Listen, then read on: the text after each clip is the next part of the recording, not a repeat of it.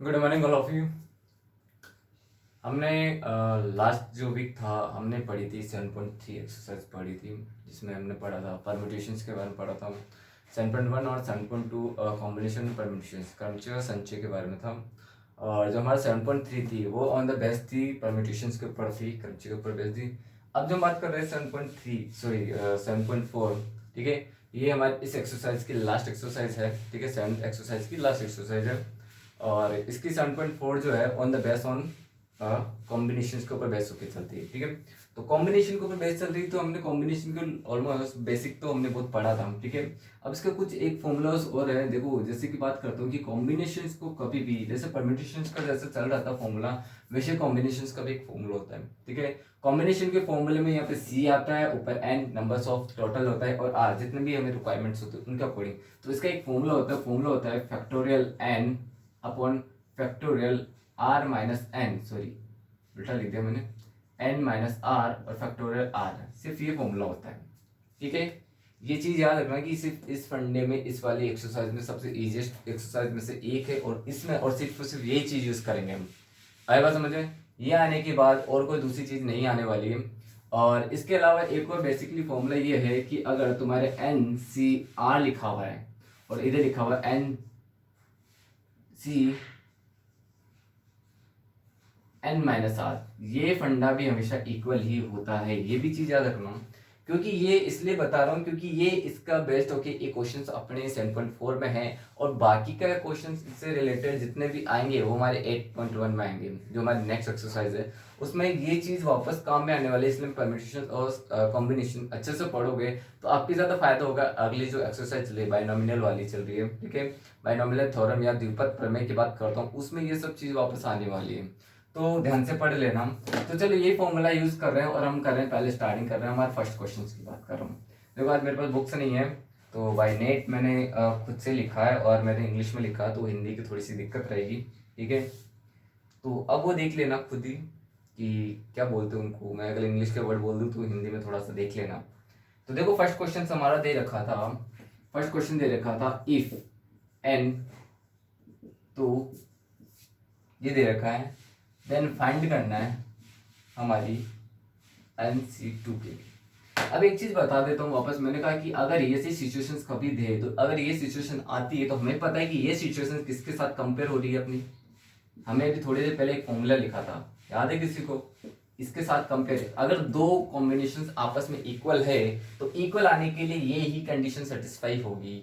अगर बता, अगर ये कंडीशन सेटिस्फाई हो रही है तो इसको रख के देखना एक बार, तो क्या होती है इसके अंदर एज सिमिलर, और इसको करूंगा मैं एन, तो एज इट इज है, लेकिन एन हमारे यहाँ पे क्या, सॉरी एन हमारी एज इट इज है। आर की वैल्यू आप कितना रखोगे यहाँ पे, कितना रखोगे?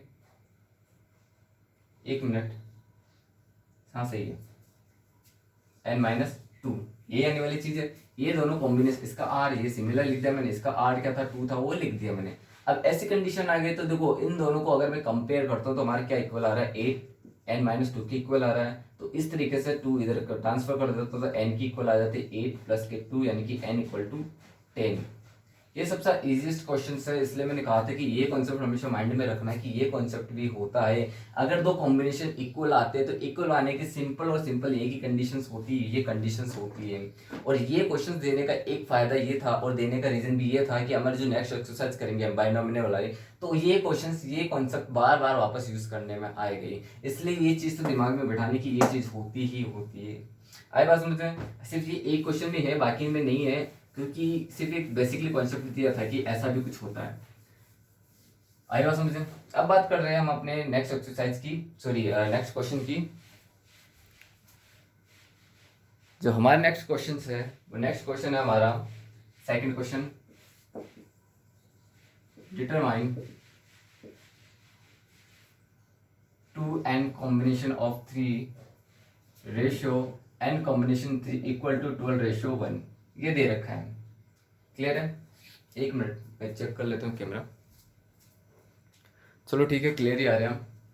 तो अब देखना, अगर ऐसे क्वेश्चंस देते हैं, देखो डिटरमाइन का मतलब होता है ज्ञात करना, यानी कि इन दोनों को सोल्व करके मुझे सिर्फ n की वैल्यू फाइंड आउट करनी है, ठीक है।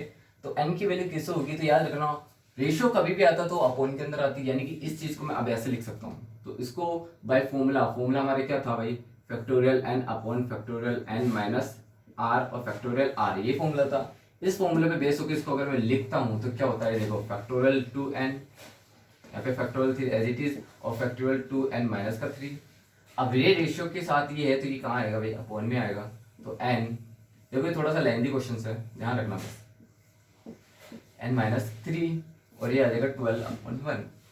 यहाँ पे तारी चीज, यहाँ तक आने के बाद इसको ओपन किया जाता है, एज ए फैक्टोरियल को ओपन किया जाता है, आपको भी पता है चीज। तो अब इस चीज को मैं ओपन करता हूँ तो देखो जो टर्म होती है वहीं से स्टार्ट होती है और सब में क्या होता जाता है भाई, लेस 1 होता जाता है। अब ये 2n तो एज इट इज है, अब इसमें 1 लेस करते जाओ तो 2n माइनस 1, और तब तक करना है जब तक कि हमें ये नीचे वाली टर्म नहीं आ जाती, 2n माइनस 2।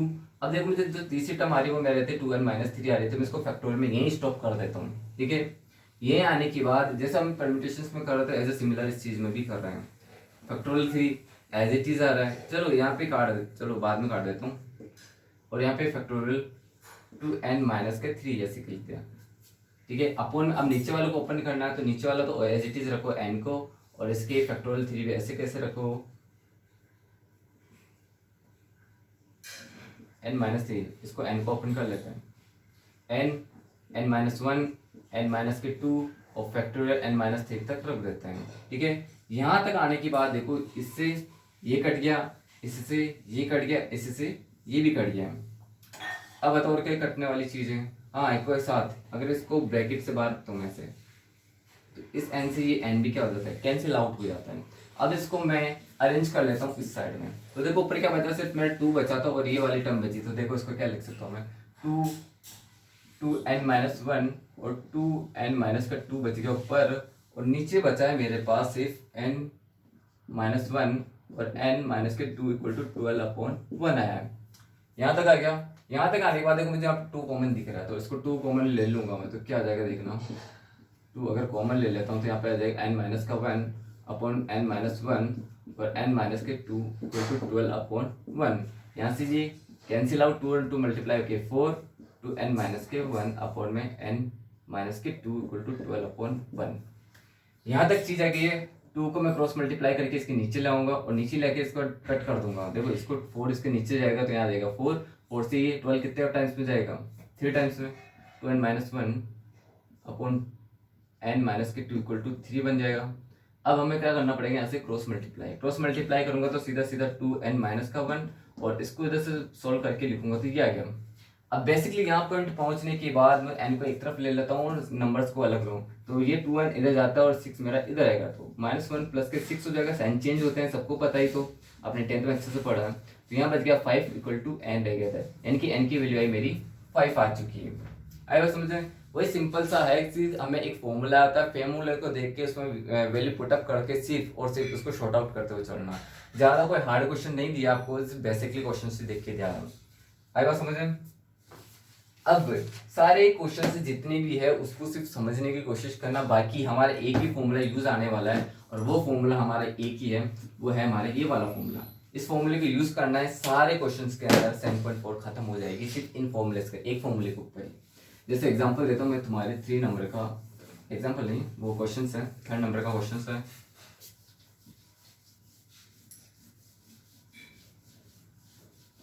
देखो 3rd नंबर का क्वेश्चन लिखा, हाउ मेनी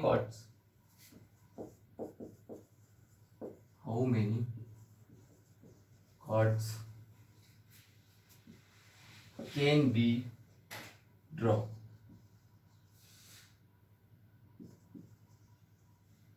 through 21 points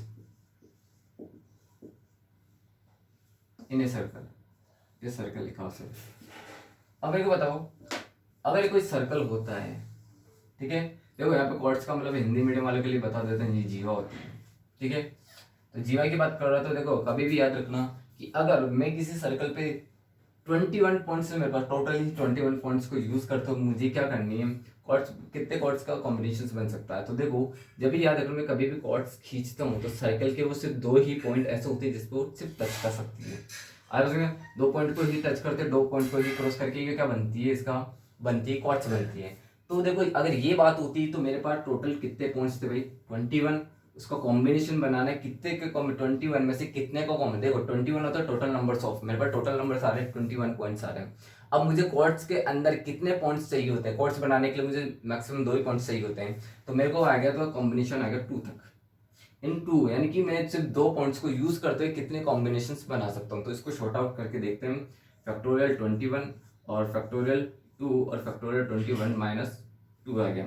इसको सॉल्व आउट करते हैं तो फैक्टोरियल 21 और नीचे आता है फैक्टोरियल 2 इंटू फैक्टोरियल 19। ऊपर वाले को ओपन करते हैं तो ओपन हो जाएगा 21 इंटू 20 और फैक्टोरियल 9 तक आके वो क्या आ जाता है, स्टॉप हो जाता है। और नीचे 2 को ओपन कर लेता हूँ पर फैक्टोरियल 19 को एज इट इज रखता हूँ क्योंकि ये इससे कट हो जाता है, 2 से 20 10 टाइम्स में टोटल आंसर आ जाए 20 इतनी कॉर्ड्स का कॉम्बिनेशन हमारे पास बन सकता है बाई 21 पॉइंट्स यूज करते हुए। आई बात समझे, इतनी सी कॉम्बिनेशन बनाने का एक मेथड है। क्लियर चीज, अगर मैं 21 कॉर्ड्स पे पॉइंट्स बना दूं और उनको आपस में कनेक्ट करते करते मैं अगर कॉर्ड्स बनाऊं तो टोटल मेरे पास कॉर्ड्स बन सकती है 210। आई बात समझे, सिंपल सा क्वेश्चन था, मैंने एक ही फंडा यूज किया था और वो इसके अंदर वही फॉर्मूला अप्लाई करते कि फैक्टोरियल एन फैक्टोरियल आर और फैक्टोरियल एन माइनस का आर, यही चीज लिखी है मैंने। तो आपको सिर्फ क्वेश्चन समझना है कि आपको टोटल नंबर्स कितने देख रहे हैं और उसमें से आपको आउट ऑफ कितने करने हैं, लेने कितने हैं। जैसे अगला क्वेश्चन है, अब मैं सारे क्वेश्चंस में आपको सिर्फ और सिर्फ स्टार्टिंग का बताऊंगा, मैं उसको कंप्लीटली सॉल्व नहीं करके बताऊंगा, मैं सिर्फ आपको ये बताऊंगा कि इसका स्टार्टिंग पॉइंट क्या सोल्व आपको खुद को करना है। जैसे नेक्स्ट क्वेश्चन दे रखा हमारा, इन हाउ मेनी, क्या लिखा हूं मैं, वेज, सॉरी, क्वेश्चन नंबर है हमारा 4, in how many ways can a team of 3 boys and 3 girls be selected from 5 boys and 4 girls।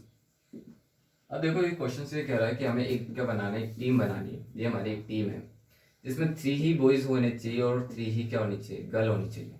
ठीक है, 3 बॉय और 3 गर्ल का मुझे एक क्या बनाना है, एक ग्रुप बनाना है। ठीक है, अब इस ग्रुप में बनाना है तो मेरे पास कितने तरीके हो सकते हैं कि मैं 3 बॉयज और 3 गर्ल्स के अलग अलग कॉम्बिनेशन के ग्रुप बना सकता हूँ। कितने मेरे पास पॉसिबिलिटी है कि मैं ऐसे कितने ग्रुप बना सकता हूँ। तो देखो मेरे पास टोटल बॉयज कितने आ रहे हैं भाई, टोटल बॉयज है मेरे पास 5 बॉयज और टोटल गर्ल्स कितने आ रही है मेरे पास, कि मेरे पास आ रही है टोटल गर्ल्स 4। तो इन 5 बॉयज को और 4 गर्ल्स को यूज करते हुए 3 बॉय और 3 गर्ल वाले के मैं कितने ग्रुप्स बना सकता हूँ। तो देखो मेरी बात वही चीज आती है कि ऊपर टोटल नंबर्स लिखा जाता है। पहले मैं बात करता हूँ बॉयज के सिलेक्शन की बात करता हूँ। तो मेरे पास टोटल बॉयज आ रहे हैं 5, ये कॉम्बिनेशन आर, और उसमें से कितने सेलेक्ट करने हैं। ऑब्वियसली मुझे 3 ही बॉयज चाहिए टीम के लिए, तो मैंने यहाँ पे लिख दिया 3। आया बात समझे, यहाँ पे आएगा मल्टीप्लाई का साइन, क्योंकि यहाँ पे प्लस का साइन नहीं आता, कभी ऐड नहीं किया जाता, उनको मल्टीप्लाई में रखा जाता है क्योंकि हम क्या कर रहे हैं, यहाँ पे कॉम्बिनेशन बना रहे हैं, इंटरसेक्टिंग कर रहे हैं इसके साथ। इस ऐसे सिमिलरली हमारे पास टोटल गर्ल्स कितने भाई 4 है, उसमें से कॉम्बिनेशन बनाने 3 गर्ल्स को लेके मुझे बॉयज के साथ अलग अलग कॉम्बिनेशन बना के मुझे ग्रुप्स बना सकते हैं अलग अलग तरीके से। तो गर्ल्स को कितने वे से निकालने हैं, 3 गर्ल्स को ही निकालनी है। तो टोटल ये चीज आती है, इसको शॉर्ट ऑफ आपको खुद को करना है। समझ में चीज। एक और क्वेश्चन बता देता हूं, देन फाइनली देन आप ही करना इस क्वेश्चंस को। ये एक्सरसाइज सबसे इजीएस्ट वे में बात करता हूँ तो सबसे इजी पड़ती है, आगे वाली जो एक्सरसाइज है थोड़ी सी लेंथी पढ़ने वाली है। बस लास्ट क्वेश्चन बताता हूँ, इसके बाद आप सारे क्वेश्चन खुद से ही ट्राई करोगे। ठीक है, क्वेश्चन नंबर 5 देख लो एक बार। क्वेश्चन नंबर हमारा 5 लिखा हुआ है, find the number of, last question भी ये क्या, find the number of ways of selecting 9 balls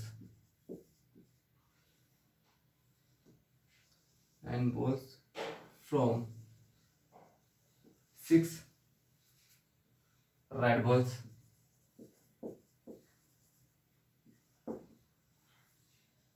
5 white balls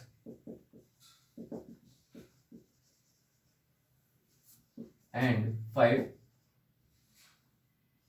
blue balls. If each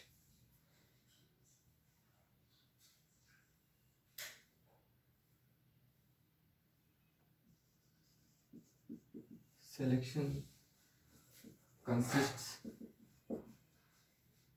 of 3 balls each other। अब मेरी बात सुनना, क्वेश्चन से कह रहा है कि आपको क्या करना है कि आपको 9 बॉल्स को सेलेक्ट करना है, ठीक है। 9 बॉल्स को सेलेक्ट करना है और मेरे पास यहाँ पे टोटल कितनी बॉल देखो, अलग अलग कलर्स की थी आपको। देखो पहले हमारे पास 6 रेड बॉल आ रही है, 5 व्हाइट बॉल्स आ रही है और 5 ब्लू बॉल्स आ रही है। इनमें से आपको क्या करना है, हर एक ग्रुप में से आपको 3-3 बॉल्स को निकालनी है और टोटल 9 बॉल्स को एक ग्रुप में डालना है। वही चीज़ आ रही है कि मैं एक और ग्रुप बना रहा हूँ जिसमें 3 रेड होनी चाहिए और 3 व्हाइट होनी चाहिए और 3 क्या होनी चाहिए, ब्लू होनी चाहिए, ठीक है। वही चीज़ आ रही है। तो देखो इसका कॉम्बिनेशन टोटल ऑफ 9 बॉल्स हो रही है मेरी, ठीक है। तो देखो कैसे करते हैं कि पहले हम बात करते हैं रेड बॉल्स की। मेरे पास टोटल रेड बॉल्स है 6, ठीक है। कॉम्बिनेशन और मुझे सेलेक्ट करनी है 3। ये अलग अलग वेज से मैं इसको सेलेक्ट करके इनका कॉम्बिनेशन कितने बना सकता हूँ, फायदा वही चीज़ है। व्हाइट बॉल से मेरे पास 5, उसमें से मुझे सेलेक्ट करनी है 3, और मेरे पास है ब्लू बॉल भी 5 है, उसमें से सेलेक्ट करनी है मुझे सिर्फ 3। शॉर्ट आउट करना, फाइनल आंसर आ जाएगा। आई बात समझ में? ये हमारा सबसे इजीएस्ट क्वेश्चन में से एक है, ठीक है। तो बाकी क्वेश्चन आप खुद ट्राई करना, और नहीं आता है तो आप स्कूल में आ ही सकते हो, अभी तो मौका है, अच्छे से आ सकते हो, पढ़ सकते हो, सीख सकते हो, ठीक है। Thank you.